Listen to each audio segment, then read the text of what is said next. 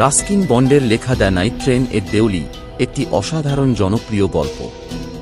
এই গল্পটির ন্যারেটর বা কথক হল একটি 18 বছর বয়স্ক তরুণ কলেজ ছাত্র। ন্যারেটর বা কথক সমগ্র গল্পটি বর্ণনা করেছে। চলো গল্পটি উপভোগ করা যাক। যখন কলেজে পড়তাম তখন গ্রীষ্মের ছুটিটা দেহরাতে আমার ঠাকুরমার বাড়িতে কাটাতাম। মে মাসের গোড়ার দিকে সমতল ছেড়ে যেতাম আর জুলাইয়ের শেষ দিকে ফিরে আসতাম। দেউলি ছিল দেহরা থেকে প্রায় 30 মাইল দূরে অবস্থিত একটা ছোট স্টেশন। এই জায়গাটা ভারতীয় তরাই জঙ্গলের গভীর অরণ্য শুরু হওয়ার স্থান হিসেবে চিহ্নিত ছিল। সকাল 5টা নাগাদ ট্রেনটা দেউলিতে এসে পৌঁছাত, যখন স্টেশনটা তেল আর ইলেকট্রিকের আলোয় মৃদু আলোকিত হয়ে থাকত আর রেল লাইনের পাশের জঙ্গলগুলি উষার ক্ষীণ আলোয় কেবল দৃশ্যমান হয়ে উঠত। দেউলিতে একটিই মাত্র প্ল্যাটফর্ম, স্টেশন মাস্টারের অফিস ঘর আর একটা ওয়েটিং রুম, যাত্রী প্রতীক্ষালয় ছিল। প্ল্যাটফর্মটিতে গর্ব করে বলার মতো একটা চায়ের দোকান, একজন ফল বিক্রেতা আর কয়েকটা পথের কুকুর ছাড়া আর বেশি কিছু ছিল না, কারণ দ্রুতগতিতে জঙ্গলের মধ্যে প্রবেশ করার আগে ট্রেনটা এখানে মাত্র 10 মিনিটের জন্য থামত। আমার জানা নেই কেন ট্রেনটা দেউলিতে থামত। ওই জায়গাটিতে কিছুই ঘটত না। ট্রেন থেকে কেউ নামতও না, কেউ উঠতও না। প্ল্যাটফর্মটাতে কখনো কুলিরাও থাকত না। কিন্তু ট্রেনটা ওখানে পুরো 10 মিনিট থেমে থাকত, আর তারপরে ঘন্টা বেজে উঠত। গার্ড সাহেব তাঁর বাঁশি বাজাতেন এবং সাথে সাথে দেউলি পিছনে পড়ে থাকত আর বিস্মৃতিতে হারিয়ে যেত। আমি অবাক হয়ে ভাবতাম এই স্টেশনটার পাঁচিলের পিছনে দেউলিতে কি ঘটত। এই ছোট নির্জন প্ল্যাটফর্মটা আর ওই জায়গাটা যেখানে কেউ বেড়াতে যেত না, ওগুলির জন্য আমি সবসময় দুঃখিত বোধ করতাম। আমি ঠিক করলাম একদিন আমি ট্রেন থেকে দেউলিতে নেমে পড়ব আর শহরটাকে খুশি করার জন্য একটা দিন ওখানে কাটাবো। আমার বয়স ছিল 18 বছর। ঠাকুরমার বাড়িতে যাচ্ছি আর রাতের ট্রেনটা এসে দেউলিতে থেমেছিল। প্ল্যাটফর্মের পিছন দিক থেকে ঝুড়ি বিক্রি করতে একটি মেয়ে হেঁটে এল। সেই সকালটা ছিল ঠান্ডা আর মেয়েটির কাঁধের ওপর একটা শাল জড়ানো ছিল। তার পায়ে জুতো ছিল না আর তার পোশাকগুলিও ছিল পুরনো, কিন্তু সে যুবতী মেয়ে ছিল আর লাবণ্য ছড়িয়ে মর্যাদার সঙ্গে সে হেঁটে আসছিল। যখন সে আমার জানালাটার কাছে এসে পৌঁছাল, সে থেমে গেল। সে দেখতে পেল আমি তার দিকে নিবিড় দৃষ্টিতে তাকিয়ে আছি, কিন্তু প্রথমে সে ভান করল যেন সে এসব লক্ষ্য করছে না। উজ্জ্বল কালো চুল আর ঘন কালো বিক্ষুব্ধ চোখের পাশে তার গায়ের রং ছিল মৃদু ফ্যাকাশে। আর তারপরেই সেই অনুসন্ধানী আর বাংমায় চোখ দুটো আমার চোখের সঙ্গে মিলল। সে কিছুক্ষণ আমার জানালার পাশে দাঁড়িয়ে রইল আর আমাদের দুজনের কেউই কোনো কথা বললাম না। কিন্তু যখন সে সরে গেল, আমি সিট ছেড়ে উঠলাম আর কামরার দরজার কাছে গেলাম আর অন্যদিকে তাকিয়ে প্ল্যাটফর্মের ওপর দাঁড়িয়ে অপেক্ষা করতে লাগলাম। আমি হেঁটে চায়ের দোকানটা অবধি গেলাম। ছোট একটা উনুনের ওপর চায়ের কেটলিটা ফুটছিল, কিন্তু দোকানের মালিক ট্রেনের মধ্যে কোথাও চা দিতে গিয়েছিল। মেয়েটি আমাকে অনুসরণ করে চায়ের দোকানের পিছনে এসে দাঁড়াল। সে জিজ্ঞাসা করল, আপনি কি একটা ঝুড়ি কিনতে চান? ঝুড়িগুলি খুব শক্তপোক্ত, সবথেকে ভালো বেত দিয়ে তৈরি। আমি বললাম, না, আমার ঝুড়ির দরকার নেই। আমরা পরস্পরের দিকে তাকিয়ে দাঁড়িয়ে রইলাম আর মনে হচ্ছিল সেটা অনেক দীর্ঘ সময়। আর সে বলল, আপনি ঠিক জানেন আপনার ঝুড়ির দরকার নেই। ঠিক আছে, একটা দাও, আমি বললাম, আর সবথেকে উপরে যে ঝুড়িটা ছিল সেটা নিয়ে তাকে একটা টাকা দিলাম। তার আঙুলগুলি ছোঁয়ার সাহস হচ্ছিল না। সে যখন কথা বলতে যাবে এমন সময় গার্ডের বাঁশি বেজে উঠল। সে কিছু একটা বলল, কিন্তু ঘণ্টার ঢং ঢং শব্দ আর ইঞ্জিনের ফোঁস ফোঁস আওয়াজে সেটা হারিয়ে গেল। আমাকে দৌড়ে কামরায় ফিরে যেতে হলো। কামরাটা কেঁপে উঠল আর ঝাঁকুনি লেগে সামনের দিকে এগিয়ে গেল। প্ল্যাটফর্মটা যখন পিছনে মিলিয়ে যাচ্ছিল, আমি তার দিকে তাকিয়েছিলাম। সে একাই প্ল্যাটফর্মে দাঁড়িয়েছিল। সে সরে যায়নি, কিন্তু সে আমার দিকেই তাকিয়ে মৃদু হাসছিল যতক্ষণ না সিগন্যাল বক্স মাঝখানে এসে পড়ল। আমি তাকেই দেখতে থাকলাম আর তারপরে স্টেশনটা জঙ্গলের আড়ালে ঢাকা পড়ে গেল, কিন্তু তখনও সে একা দাঁড়িয়ে আছে। এই ছবিটা আমি দেখতে পাচ্ছিলাম। বাকি যাত্রাপথটা আমি জেগেই বসে রইলাম। মেয়েটির মুখের আর তার কালো গনগনে চোখ দুটোর ছবি থেকে আমার মনকে আমি মুক্ত করতে পারছিলাম না। কিন্তু যখন দেহরায় গিয়ে পৌঁছালাম, ঘটনাটা আবছা আর অনেক দূরের হয়ে মিলিয়ে গেল, কারণ আমার মনকে অধিকার করার মতো আরও অনেক কিছু ছিল। কেবল 2 মাস বাদে আমি যখন ফিরে যাচ্ছিলাম, আবার আমার মেয়েটির কথা মনে পড়ল।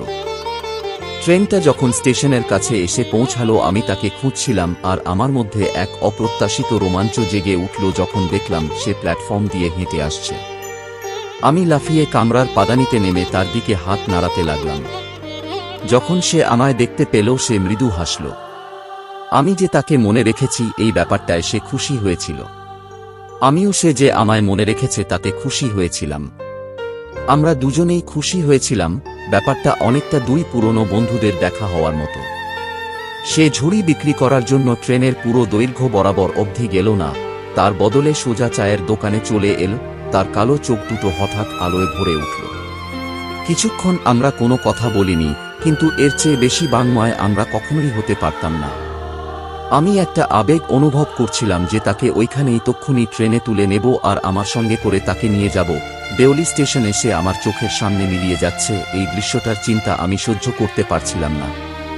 আমি তার হাত থেকে ঝুড়িগুলি নিয়ে নিলাম আর সেগুলি মাটিতে নামিয়ে রাখলাম। সে একটা ঝুড়ি নেবে বলে হাত বাড়ালো, কিন্তু আমি তার হাতটা ধরে ফেললাম আর ধরে রইলাম। আমায় দিল্লি যেতে হবে, আমি বললাম। সে মাথা নাড়ালো। আমায় কোথাও যেতে হবে না। গার্ড ট্রেনটা ছাড়ার জন্য বাঁশি বাজালো আর সেটা করার জন্য গার্ডের প্রতি আমি কি ঘৃণাই না বোধ করছিলাম। আমি আবার আসবো, আমি বললাম। তুমি এখানে থাকবে তো? সে আবার মাথা নাড়ালো, আর যেই সে মাথা নাড়ালো ঘণ্টাটা ঢং ঢং করে বেজে উঠল আর রেলগাড়িটা সামনের দিকে এগিয়ে গেল। আমাকে মেয়েটির হাত থেকে আমার হাত ছাড়িয়ে নিতে হলো আর চলন্ত ট্রেনের দিকে দৌড়ে যেতে হলো। এবারে আর তার কথা ভুলতে পারলাম না। যাত্রাপথের বাকি অংশটায় সে আমার সঙ্গেই থেকে গেল আর তারপরেও অনেকদিন সে মনের মধ্যে রয়ে গেল। সেই বছরটার পুরোটাই সে ছিল উজ্জ্বল আর জীবন্ত এক উপস্থিতি। যখন কলেজের পর্যায়ে শেষ হয়ে গেল আমি তাড়াহুড়ো করে বাঁধাছাড়া করলাম আর স্বাভাবিকের থেকে একটু আগেই দেহরার উদ্দেশ্যে যাত্রা করলাম। আমার ঠাকুরমা তাঁর সঙ্গে দেখা করার ব্যাপারে আমার আগ্রহ দেখলে খুশি হবেন। ট্রেনটা যখন দেওলিতে ঢুকলো আমি ভয় পাচ্ছিলাম আর উদ্বিগ্ন বোধ করছিলাম, কারণ আমার অবাক লাগছিল মেয়েটিকে আমি কি বলবো আর আমার কি করা উচিত। আমি ঠিক করেছিলাম কথা বলতে পারছি না বা আমার অনুভূতি প্রকাশ করতে পারছি না, এমন অসহায়ভাবে তার সামনে আমি দাঁড়িয়ে থাকব না। ট্রেনটা দেওলিতে পৌঁছালো। আমি প্ল্যাটফর্মের এ প্রান্ত থেকে ও প্রান্ত অবধি দেখলাম, কিন্তু কোথাও মেয়েটিকে দেখতে পেলাম না। আমি দরজা খুললাম আর পাদানিতে পা রাখলাম। গভীর হতাশা এবং একটা বিষণ্ণ ভবিষ্যতের বোধ আমাকে গ্রাস করেছিল। আমার বোধ হলো আমাকে কিছু একটা করতে হবে, আর তাই আমি দৌড়ে স্টেশন মাস্টারের কাছে গেলাম এবং জিজ্ঞাসা করলাম, যে মেয়েটা এখানে ঝুড়ি বিক্রি করত তাকে চেনেন? স্টেশন মাস্টার বললেন, না তো, আমি চিনি না। আর আপনি যদি এখানে পড়ে থাকতে না চান তাহলে ট্রেনে উঠে পড়ুন। কিন্তু আমি স্টেশনের এ প্রান্ত থেকে ও প্রান্ত হেঁটে বেড়ালাম আর স্টেশন চত্বরে থাকা রেলিংগুলির উপর দিয়ে উঁকি দিলাম। যেটুকু দেখতে পেলাম সেটা হলো একটা আম গাছ আর একটা ধুলোয় ঢাকা রাস্তা যেটা জঙ্গলের দিকে চলে গেছে। রাস্তাটা কোথায় গেছে? ট্রেনটা স্টেশন ছেড়ে বেরিয়ে যাচ্ছিল। আমাকে প্ল্যাটফর্ম দিয়ে দৌড়ে গিয়ে কামরার দরজায় লাফ দিয়ে উঠতে হলো। তারপর যখন ট্রেনটার গতি বাড়তে লাগলো আর জঙ্গলের মধ্য দিয়ে দ্রুতগতিতে চলতে লাগলো, আমি জানালার সামনে বসে গভীর চিন্তায় মগ্ন হয়ে বসে রইলাম। যে মেয়েকে আমি কেবল দুবার মাত্র দেখেছি তাকে খুঁজে বার করতে আমি কি করতে পারি, আর যার সম্বন্ধে কিছুই জানি না, পুরোপুরি কিছুই জানি না, কিন্তু তার জন্য আমি একটা দুর্বলতা এবং একটা দায়িত্ববোধ অনুভব করছিলাম যেটা আমি আগে কখনো অনুভব করিনি।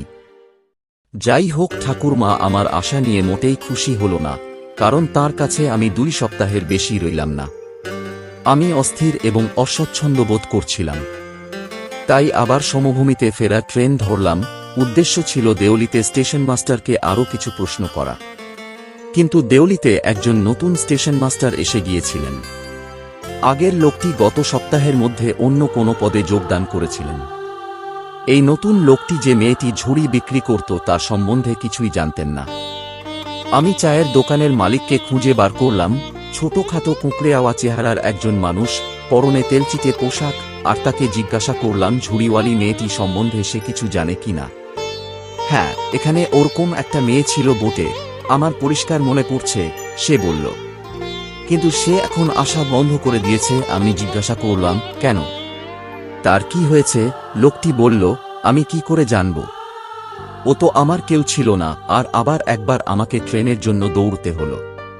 দেউলির প্ল্যাটফর্মটা যখন পিছনে মিলিয়ে যেতে লাগলো, তখনই ঠিক করলাম একদিন আমাকে এখানে যাত্রাবিরতি করতে হবে, শহরে একটা দিন কাটাতে হবে, খোঁজ খবর নিতে হবে আর সেই মেয়েটিকে খুঁজে বার করতে হবে, যে অন্য কিছু নয়, শুধু তার কালো চঞ্চল চোখের দৃষ্টি দিয়ে আমার হৃদয় হরণ করেছে। এই চিন্তা দিয়েই কলেজের শেষ পর্যায়টা আমি নিজেকে সান্ত্বনা দিলাম। আবার গ্রীষ্মকালে আমি দেহরা গেলাম, আর যখন খুব ভোরবেলা রাতে ট্রেনটা দেউলি স্টেশনে পৌঁছালো, আমি প্ল্যাটফর্মের এ প্রান্ত থেকে ও প্রান্ত মেয়েটির চিহ্ন খুঁজতে লাগলাম। জানতাম তার দেখা পাব না, কিন্তু তবুও আশা করছিলাম যেভাবেই হোক দেউলিতে যাত্রাবিরতি এবং একটা দিন শহরে কাটানোর কাজটা আমি করে উঠতে পারলাম না। যদি এটা কোনো কাল্পনিক কাহিনী বা ছায়াছবি হতো, আমার মনে হলো আমি ওখানে নেমে পড়তাম, রহস্যের সমাধান করতাম আর সমস্ত ব্যাপারটার একটা উপযুক্ত নিষ্পত্তি করতাম। আমার মনে হয় এটা করতে আমি ভয় পাচ্ছিলাম। আমি মেয়েটির সত্যি সত্যি কি ঘটেছে সেটা আবিষ্কার করতে আমি ভয় পাচ্ছিলাম।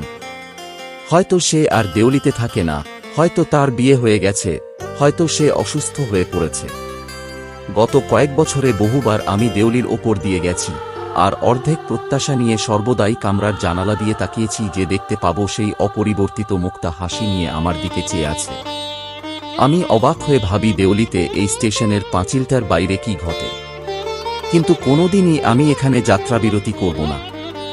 সেটা আমার খেলাটা নষ্ট করে দিতে পারে। আমি আশা করতে, স্বপ্ন দেখতে পছন্দ করি, আর নির্জন প্ল্যাটফর্মটার এ প্রান্ত থেকে ও প্রান্ত তাকিয়ে ঝুড়িওয়ালি সেই মেয়েটির জন্য অপেক্ষা করতে পছন্দ করি। আমি কোনোদিন দেউলিতে যাত্রাবিরতি করব না, কিন্তু যত ঘন ঘন পারি এখান দিয়ে আমি যাতায়াত করব।